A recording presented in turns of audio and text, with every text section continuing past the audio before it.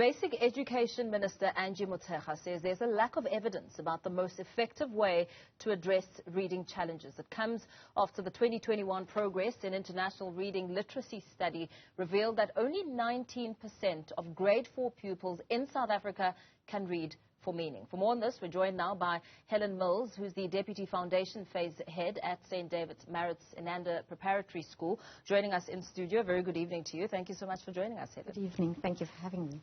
I mean, the study reveals news and information that's not really new. I mean, we've heard over and over the years how learners in primary school, foundation phase, are really battling to read for meaning. The recent report shows that 82% of our learners in grade 4 cannot read for meaning. Although the study focuses on this particular grade, it exposes serious weaknesses in South Africa's basic education system as a whole. Exactly how dire is the situation? What are we really faced and dealing with? Well, I think, as you alluded to, the study focuses on grade 4 students, but they didn't start reading in grade 4. The reading started at a much younger age. I think it's very important that we understand what the assessments entailed, who they were administered to, and we sort of unpack a little bit which schools and which areas in South Africa were affected more than others, because you will find that that 19% figure is not relevant for every single school. Yeah.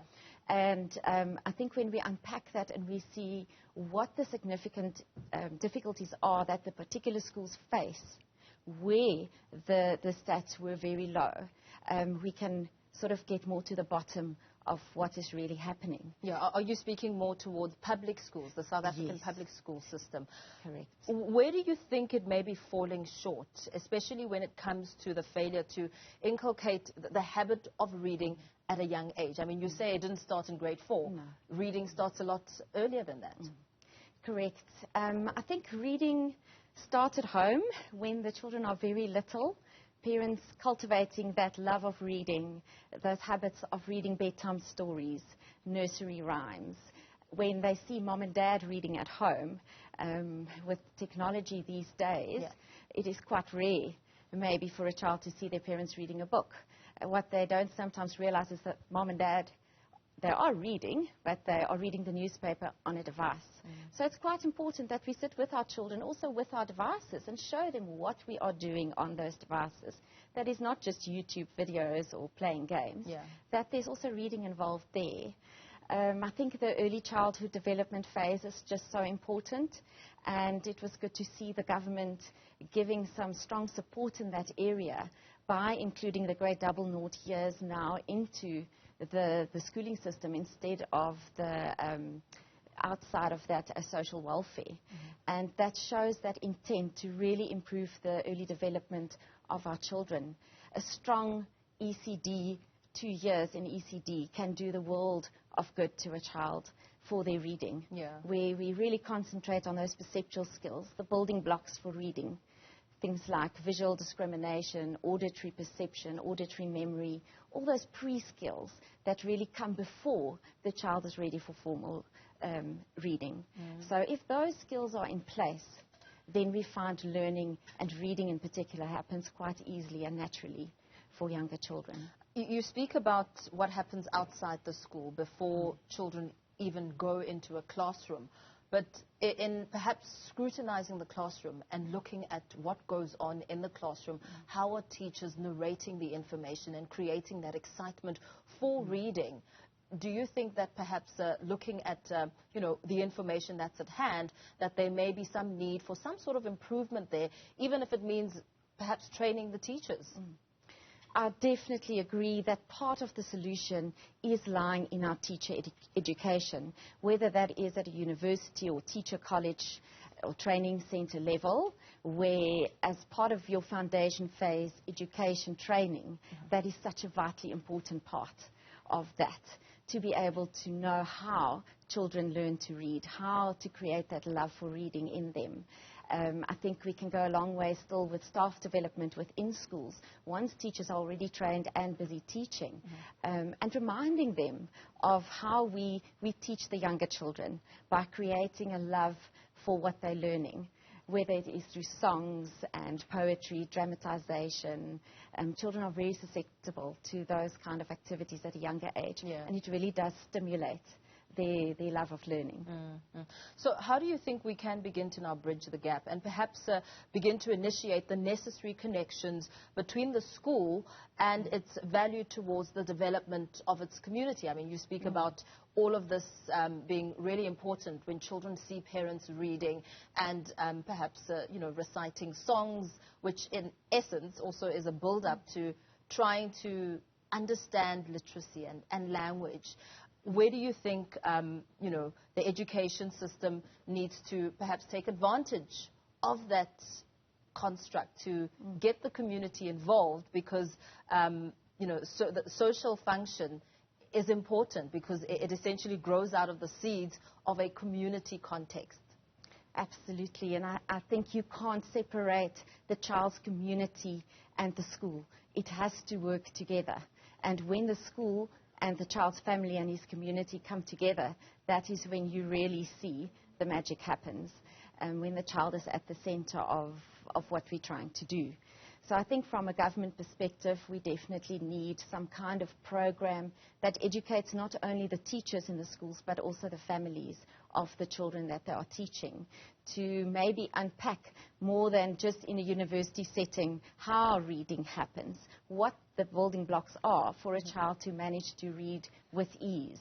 And I think that the word needs to be spread a lot further in a time of a crisis as we are facing. It cannot just be the school picking up the bits and trying to make progress. We are going to need help and the support of the wider community.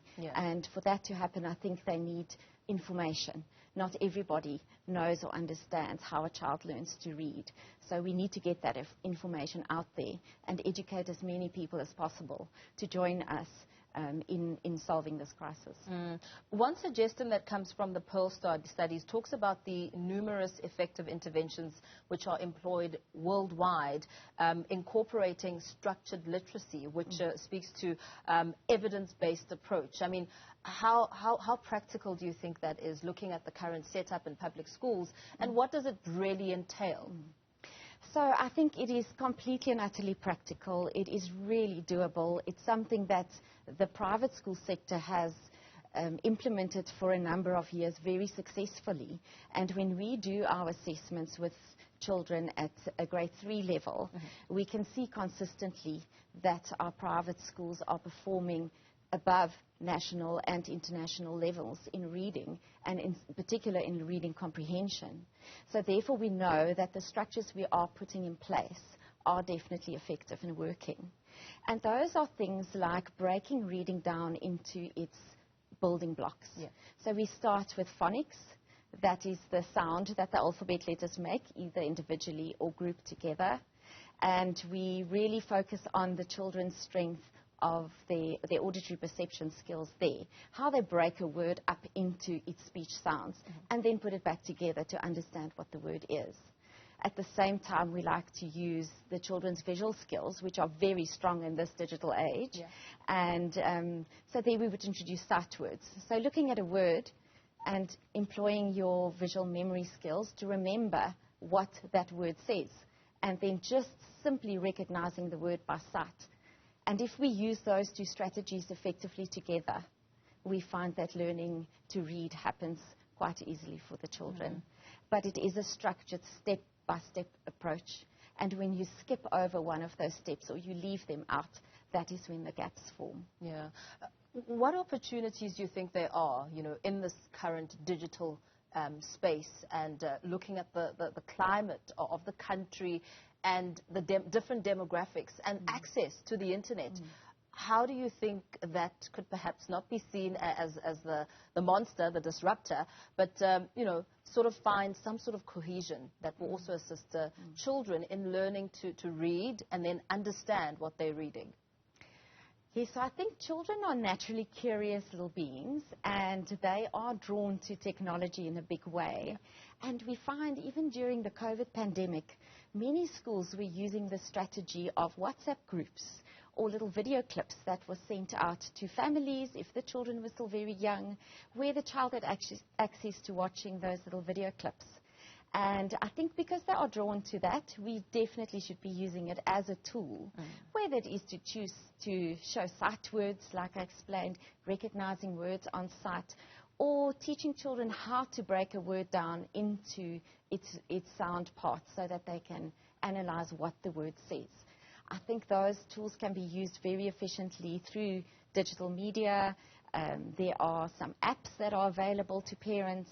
And I think if we can spend some time as parents and families doing those activities with our children at home, so use that screen time effectively, not only as recreational, but also as a learning tool, I think it could definitely stimulate learning, especially in the younger generation that is so craving that digital input. Yes, but also very lastly, before we let you go, a lot of people some parents may think that perhaps it would be time-consuming to just get a book and read. I mean, surely it doesn't have to be the entire book. It could be a page a day, which will make a major, major difference. Absolutely. Any little bit helps.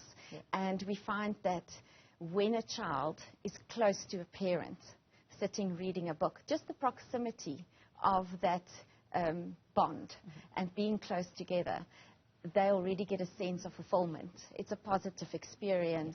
It is something that feeds the soul as well. And any little child will start craving that experience. And there you've got a captive audience. Yeah. Whether it's a short little book, rhyming words, or whether it is a longer story where they crave to hear the next part or the next chapter that is coming, any little bit of interaction in that fashion would definitely help the situation.